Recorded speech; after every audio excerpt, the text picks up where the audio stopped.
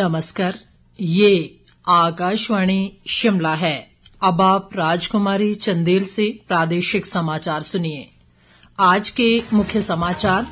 प्रदेश विधानसभा का मॉनसून सत्र शिमला में शुरू। राज्य सरकार प्रदेश में जल्द भरेगी तृतीय व चतुर्थ श्रेणी के 885 पद।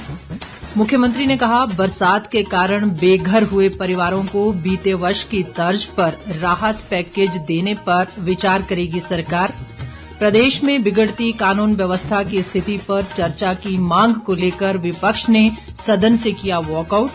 और हिमाचल में अब 21 साल से पहले नहीं हो सकेगी लड़कियों की शादी। विधानसभा में बाल विवाह प्रतिषेध संशोधन विधेयक पारित। अब समाचार विस्तार से। प्रदेश विधानसभा का मॉनसून सत्र आज शिमला में आरंभ हुआ। सदन की कार्यवाही सुबह 11 बजे शुरू हुई। 9 सितंबर तक चलने वाले मॉनसून सत्र में कुल 10 बैठकें होंगी। प्रश्नकाल के दौरान मुख्यमंत्री सुखविंदर सिंह सुक्खू ने कहा कि राज्य सरकार प्रदेश में जल्द ही तृतीय व चतुर्थ श्रेणी के 885 पदों को भरने जा रही है। ये पद हिमाचल प्रदेश राज्य चयन आयोग हमीरपुर के माध्यम से भरे जाएंगे। विधायक चंद्रशेखर के सवाल के लिखित जवाब में उन्होंने सदन में ये जानकारी दी। मुख्यमंत्री द्वारा दी गई जानकारी के अनुसार एचआरटीसी में सबसे ज्यादा 360 जबकि पशुपालन विभाग में 188 और बिजली बोर्ड में अलग अलग श्रेणियों के 275 पदों सहित विभिन्न विभागों के पदों को भरा जाएगा। मुख्यमंत्री ने कहा कि संबंधित सभी विभागों को 31 दिसंबर 2024 तक नियुक्ति की सिफारिशें करने को कहा गया है। विधायक बिक्रम सिंह के सवाल के लिखित जवाब में सुखविंदर सिंह सुक्खू ने कहा कि प्रदेश में वन मंडल अधिकारी के 296 में से 117 पद खाली चल रहे हैं।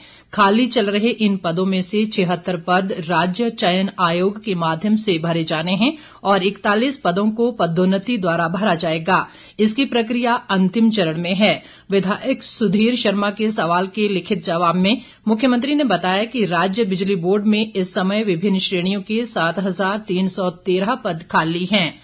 मुख्यमंत्री ने कहा कि बिजली बोर्ड में 15 मई 2003 से पहले नियुक्त कर्मचारियों को प्रदेश सरकार के पैटर्न के अनुसार पुरानी पेंशन योजना लागू है, जबकि 15 मई 2003 के बाद नियुक्त कर्मचारियों को नई पेंशन योजना में शामिल किया गया है। विधायक भुवनेश्वर गौड़ के सवाल के लिखित जवाब में राजस्व मंत्री जगत सिंह नेगी ने बताया कि प्रदेश में 1 जनवरी 2023 से 31 जुलाई 2024 तक 771 भूमिहीन व्यक्तियों ने 2 या 3 बिस्वा भूमि आवंटन योजना के तहत आवेदन किया है।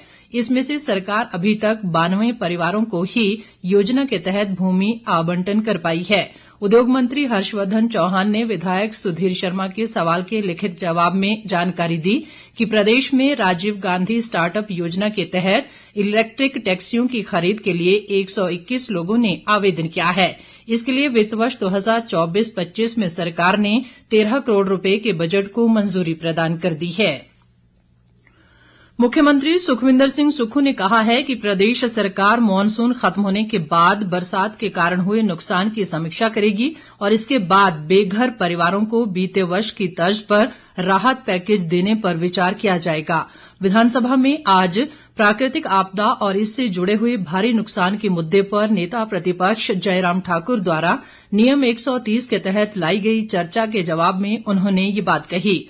मुख्यमंत्री ने कहा कि राज्य सरकार द्वारा घोषित विशेष आपदा राहत पैकेज के तहत एसडीआरएफ और एनडीआरएफ हेड में 847 करोड़ 73 लाख रुपए, वित्त विभाग द्वारा 1,871 करोड़ 75 लाख, योजना विभाग द्वारा 146 करोड़ 97 लाख, ग्रामीण विकास विभाग द्वारा 1,085 करोड़, जबकि मुख्यमंत्री आपदा राहत कोष के तहत 150 करोड़ रुपए जारी किए गए।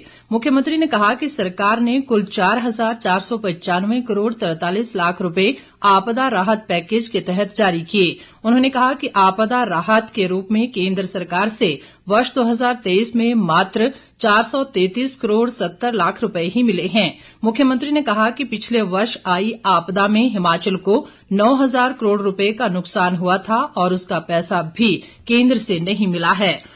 उन्होंने कहा कि इस मसले को लेकर वे फिर से प्रधानमंत्री से मिलेंगे और हिमाचल में आपदा से हुए नुकसान की भरपाई के लिए मुआवजे की मांग करेंगे।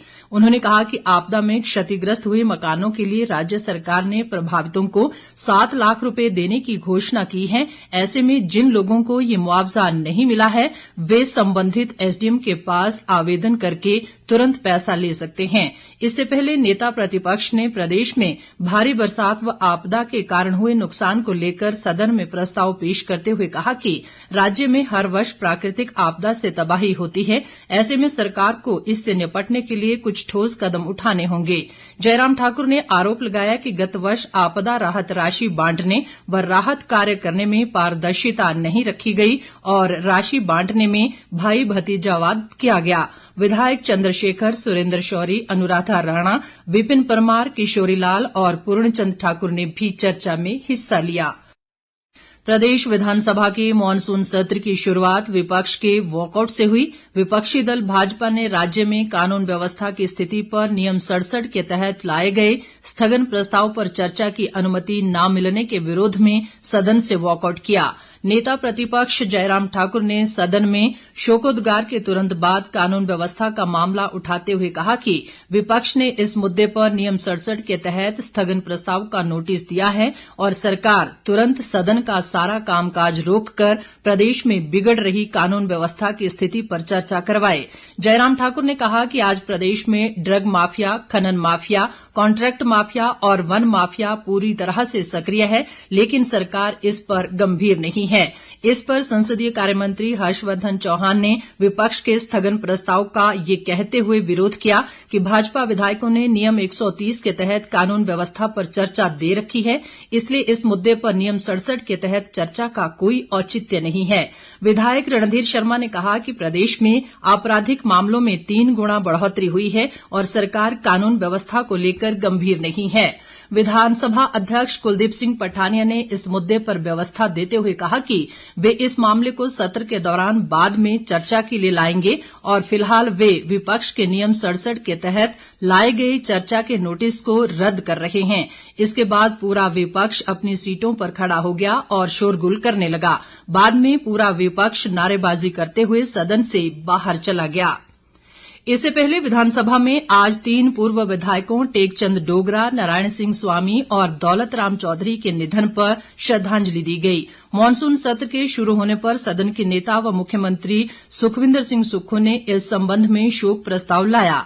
टेकचंद डोगरा नाचन से विधायक थे, वहीं दौलत राम चौधरी कांगड़ा से और नारायण सिंह स्वामी घुमारवीं से विधायक थे। प्रदेश में लड़कियों की शादी अब 21 साल से पहले नहीं हो सकेगी। विधानसभा में आज बाल विवाह प्रतिषेध संशोधन विधेयक 2024 पारित कर दिया गया। इस कानून के तहत लड़कियों की शादी की न्यूनतम उम्र 21 साल तय की गई है। सामाजिक न्याय व अधिकारिता मंत्री धनीराम शांडिल द्वारा इस संबंध में पेश किए गए विधेयक को सदन ने ध्वनिमत से बगैर चर्चा के पारित कर दिया। विधेयक को अब राज्यपाल की मंजूरी के लिए भेजा जाएगा। राज्यपाल की मंजूरी के बाद विधेयक कानून बनेगा और इसे लागू किया जाएगा। गौरतलब है कि अब तक प्रदेश में लड़कियों की शादी की उम्र 18 साल है। सरकार ने इसमें 3 साल की बढ़ोतरी की है। भारतीय जनता पार्टी ने राज्यसभा सांसद व प्रदेश भाजपा महामंत्री सिकंदर कुमार को हरियाणा विधानसभा उपचुनाव के लिए 2 जिलों अंबाला व पंचकूला का सहप्रभारी लगाया है। सिकंदर कुमार ने इस अहम जिम्मेवारी के लिए भाजपा नेतृत्व का आभार जताते हुए कहा है कि वे पार्टी की जीत को सुनिश्चित करने में कोई कमी नहीं छोड़ेंगे। उन्होंने कहा कि भाजपा ने पिछले 10 वर्षों से हरियाणा में हर वर्ग के लिए समर्पण भाव से कार्य किया है, जिसका लाभ आगामी विधानसभा चुनाव में अवश्य ही पार्टी को मिलेगा। लोक निर्माण मंत्री विक्रमादित्य सिंह ने कहा है कि हमीरपुर से मंडी के बीच बन रहे राष्ट्रीय उच्च मार्ग 70 की हालत सुधारने के लिए सरकार जल्द ही दोनों जिलों के उपायुक्तों की एक कमेटी बनाएगी। ये कमेटी इस निर्माणाधीन राष्ट्रीय उच्च मार्ग के कारण जल शक्ति विभाग की पेयजल योजनाओं को हुए नुकसान को तुरंत ठीक करने और योजनाओं को बहाल करने व इस सड़क को यातायात को सुचारू बनाने के लिए कदम उठाएगी। वे आज विधानसभा में विधायक चंद्रशेखर द्वारा नियम 62 के तहत लाए गए ध्यानाकर्षण प्रस्ताव का जवाब दे रहे थे। विक्रमादित्य सिंह ने माना कि इस एनएच का काम गुणवत्ता मानकों पर सही नहीं हुआ है। उन्होंने कहा कि गलत निर्माण विधि के कारण 55 मकान गिरने के कगार पर हैं। इनमें से 48 मकानों के नीचे सुरक्षा दीवार लगा दी गई है और शेष मकानों को बचाने के प्रयास जारी हैं। अंत में मुख्य समाचार एक बार फिर। प्रदेश विधानसभा का मानसून सत्र शिमला में शुरू। राज्य सरकार प्रदेश में जल्द भरेगी तृतीय व चतुर्थ श्रेणी के 885 पद। मुख्यमंत्री ने कहा बरसात के कारण बेघर हुए परिवारों को बीते वर्ष की तर्ज पर राहत पैकेज देने पर विचार करेगी सरकार। प्रदेश में बिगड़ती कानून व्यवस्था की स्थिति पर चर्चा की मांग को लेकर विपक्ष ने सदन से किया वॉकआउट। और हिमाचल में अब 21 साल से पहले नहीं हो सकेगी लड़कियों की शादी। विधानसभा में बाल विवाह प्रतिषेध संशोधन विधेयक पारित। इसके साथ ही ये समाचार बुलेटिन समाप्त हुआ। नमस्कार।